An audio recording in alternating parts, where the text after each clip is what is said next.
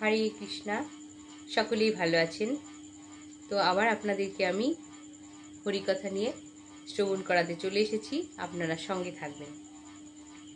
ভীষ্মদেব পাপ সম্বন্ধে 3টে বিষয়ে আলোচনা করেছেন। 3ভাবে বলেছেন যে আমরা পাপ করি। এক হচ্ছে শরীরের মাধ্যমে, ধরুন কাউকে আপনি হত্যা করলেন, কারোর বাড়িঘর আগুন জ্বালিয়ে দিলেন, কারোর কিছু চুরি করলেন, কাউকে মারলেন, এগুলো আপনার শরীরের মাধ্যমে পাপ। চিত্রগুপ্ত লিখে রাখছেন, যমরাজ বলছেন পাপ।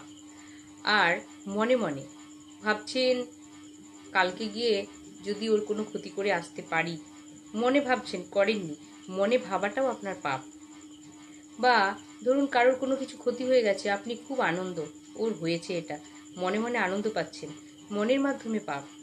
আর একটা হচ্ছে বাক্যের মাধ্যমে, ধরুন কোনো বৃদ্ধ ব্যক্তি আপনার সামনে একই সাথে সিঁড়ি দিয়ে উঠছে, তো আপনি ধরুন জোরে যাচ্ছেন, উনি আস্তে আস্তে যাচ্ছেন, আপনার একটা অস্বস্তি ফিল হচ্ছে, ধুর বুড়াটা কি করছে।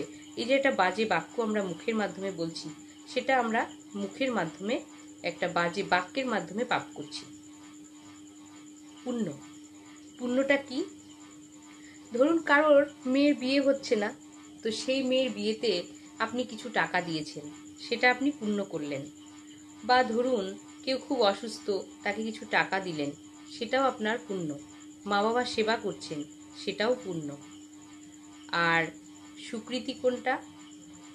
সুকৃতি হচ্ছে কোনো কিছু যখন আপনি কৃষ্ণ সম্বন্ধীয়, বিষ্ণু সম্বন্ধীয় করবেন। আপনি ধরুন কাউকে সাহায্য করলেন, এক ব্যক্তি ধরুন অসুস্থ, তাকে ডাক্তারের কাছে দিয়ে আসলেন, তো তিনি খুব ভালো ব্যক্তি, এটা আপনার পুণ্য হলো। আর তারপরের দিন আর এক ব্যক্তিকে আপনি ডাক্তারের কাছে দিয়ে আসলেন, এগিয়ে তার গলায় তুলসী মালা, তার কপালে তিলক, তো আপনি একজন ভক্ত, পরম বৈষ্ণব, তাকে আপনি সাহায্য করলেন, তো ভগবানের ভক্তের সেবা করা, সেটা সুকৃতি। চিত্রগুপ্তকে যমরাজ বলে দিবে এটা লিখে রাখো সুকৃতি বলে, সেটা সুকৃতির মধ্যে পড়ে। এরকমই একটি উদাহরণ, রামানুচার্যের গুরুদেব যাদব আচার্য ছিলেন। তো সেই সময় সেখানের এক রাজার মেয়ে ভূতে ধরেছিল। ভূতে ধরলে তো আমরা ভুলভাল বাক্য উচ্চারণ করি, তো ভূতে ধরাতে তখন সেই মেয়েটিকে ভূত ছাড়ানোর জন্য এই যাদবাচার্য এসেছিলেন। তখন ভূতটা দেখে সেই যাদবাচার্যকে বলছে, আরে তুমি তো গিরগিটি ছিলে, তুমি আবার এখন যাদবাচার্য হয়ে এসেছো। তখন সবাই বলছে, এ কি, আগে এই ঘটনা শুনবো, ভূত ছাড়ানো পরে কি করে গিরগিটি থেকে মানুষ হলো। তখন তিনি বলছেন যে আপনারা হয়তো বালাজিতে অনেকে শুনেছেন বা গিয়েছেন, বালাজি বড় মন্দির, সেখানে উঁচু পাহাড়, তো সেখানে 4জন ব্যক্তি ওখানে গিয়ে একটা লাড্ডু প্রসাদ দেওয়া হয়, সেই প্রসাদটা পেয়েছিলেন। প্রসাদটা পেয়ে তারা উপরে জল খাওয়ার জায়গা নেই, নিচে জল খাওয়ার জন্য এসেছিলেন, প্রসাদ খেয়ে জল খাবে বলে। তো তারা একটা জায়গায় বসে সেই প্রসাদ খেয়ে জল খেয়েছিলেন। এমনকি তারা এই যে কুলোকুচি করেছেন বা প্রসাদটা খেয়েছেন, সেখানে গুঁড়ো একটু পড়েছিল, সেই গাছের গিরগিটিটি নিচে নেমে এসে জল তেষ্টা পাওয়ায় সেই তাদের মুখের কুলোকুচি জল এবং একটু গুঁড়ো লাড্ডু পড়েছিল, সেটা খেয়েছিল। সে জানে না, সে অজ্ঞানেই সেই ভগবানের প্রসাদ খেয়ে সে ব্রাহ্মণ ঘরে যাদব আচার্য হয়ে এসেছিলেন। দেখুন, এইগুলো হচ্ছে সুকৃতি। অজ্ঞানেও করে অনেকে, আর জ্ঞানেও করে। জ্ঞানে কি, আমরা এই যে জ্ঞানে করছি, ভগবানের সেবা করছি, ভগবানের নাম করছি, এগুলো আমাদের জ্ঞানে করা। অজ্ঞানে কি, যেমন যেমন ধরুন আপনি কোনো ব্যক্তিকে আপনার বাড়িতে ডাকলেন, ভগবানের প্রসাদ দিলেন, সে বলছে ঠিক আছে কালকে তোর বাড়ি খাওয়াবি, রান্না করতে হবে না। সে ভাবছে কি আমাকে রান্না করতে হবে না, তার বাড়ি খাবো। সে কিন্তু ভগবানের প্রসাদের প্রতি কোনো আসক্তি নেই, তো সে খেয়ে নিল। তো এই যে ভগবানের প্রসাদ খেলো, এটা হচ্ছে সুকৃতি। তো আমি যখন চাকরি করতাম বহরমপুরে, ট্রেনের মধ্যে আমি প্রায় সবার জন্য প্রসাদ নিয়ে যেতাম, আমার বান্ধবীদের জন্য। কেউ দেখতাম কোনো কোনো বান্ধবী বলতো এইটুকু দে, একটুখানি খেত, কেউ খুব শ্রদ্ধা সহকারে খেত। তো জ্ঞানেই খাক আর অজ্ঞানেই খাক, তার কিন্তু সুকৃতি হচ্ছে।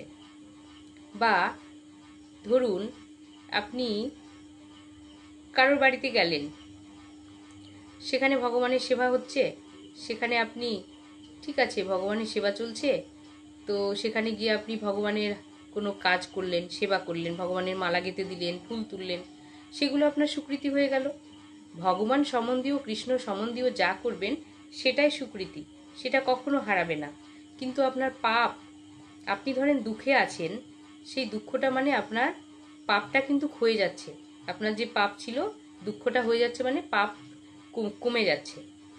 আর আপনি যখন আনন্দে আছেন, তখন আপনার কি হচ্ছে, পুণ্যিটা ছিল তোলা, স্টক ছিল, পুণ্যিটা কমে যাচ্ছে। তাই পাপ পুণ্যের বিচার না করে আমাদের স্বীকৃতি ধরে রাখতে হবে। কেননা পাপও থাকে না, পুণ্য জিনিসও থাকে না। তাই আমাদের উচিত স্বীকৃতি অর্জন করা। চিত্রগুপ্ত সব সময় খাতায় লেখে, আমরা যা কিছু করি, আমরা ভাবছি কেউ দেখছে না, কিন্তু সিসিটিভি ওপর থেকে দেখছে কে? চিত্রগুপ্ত। যমরাজের এটাই কাজ, জানেন তো? পুরীর জগন্নাথ মন্দিরে জগন্নাথ ভগবানকে শয়নের পরে আরও গর্জেস ড্রেস দিয়ে সাজানো হয়। কেন? কেননা তখন জগন্নাথ দেবদেবী আর যমরাজের সঙ্গে দেখা করেন, মিটিং করেন। কি মিটিং করেন? যমরাজ তখন জগন্নাথকে গিয়ে বলেন, সারাদিনে আমি এই পাপ করেছে এগুলো লিখেছি, এই পুণ্যি করেছে এগুলো লিখেছি। সেই কথাগুলো ভগবানের সঙ্গে গিয়ে মিটিং করেন আর বলেন, আজে এতগুলো পাপ হয়েছে, এতগুলো পুণ্যি হয়েছে। ভগবান জগন্নাথ রাত্রে আরো সুন্দর সেজে দেবদেবীদের দর্শন দেন, দেবদেবীদের সঙ্গে কথা বলেন। তাই আমরা হয়তো ভাবি আমি এখন সুখে আছি, ভালোই আছি। না, আপনার পুণ্যটা ক্ষয়ে যাচ্ছে। আপনি দেখবেন কোনো সময় মনে হয় আমি ভালো লাগছে না, কেমন খারাপ লাগছে, কি হলো আজকে। ওই আপনার কোনো পুণ্য বা আপনার কোনো পাপ, তার কারণেই আজকে এই ভালো লাগা খারাপ লাগা সেটাই হচ্ছে। এক ব্যক্তি তার নাতিকে বলছে, এই দাদু ভাই, শ্রীকৃষ্ণ বিড়িটা নিয়ে এসে দাও। শ্রীকৃষ্ণ বিড়ি, রুম্পা বিড়ি, পম্পা বিড়ি নয়। এই শ্রীকৃষ্ণ বিড়িটা যে বলছে কথাটা, না জেনে বলছে সে বিড়ির কথা, বিড়ি খাবে। কিন্তু এই যে শ্রীকৃষ্ণ কথাটা তার মুখ দিয়ে বেরোচ্ছে, ভগবানের নাম, এটা হচ্ছে স্বীকৃতি। ভগবান লিখে নিলেন, চিত্রগুপ্ত লিখে রাখছেন, এটাই হচ্ছে স্বীকৃতি। সে অজ্ঞানে বলছে। তাই আমরা কেউ অজ্ঞানে করি, কেউ জ্ঞানে করি। আমরা যারা ভগবানের সেবা করছি, নাম করছি, জ্ঞানে করছি, অনেকে আমাদের দেখে হাস্য কৌতুক করে বলে হরে কৃষ্ণ, ঢং করে বলে, তো আপনার সেটা স্বীকৃতি হয়ে গেল। তাই আপনাদেরকে করজোড়ে আমি বলছি, আপনারা সবাই পাপ পুণ্য না করে স্বীকৃতি অর্জন করুন, যার মাধ্যমে ভগবানের কাছে ফিরে যেতে পারবেন, ভগবানকে সেবা করার সুযোগ পাবেন। হরে কৃষ্ণ।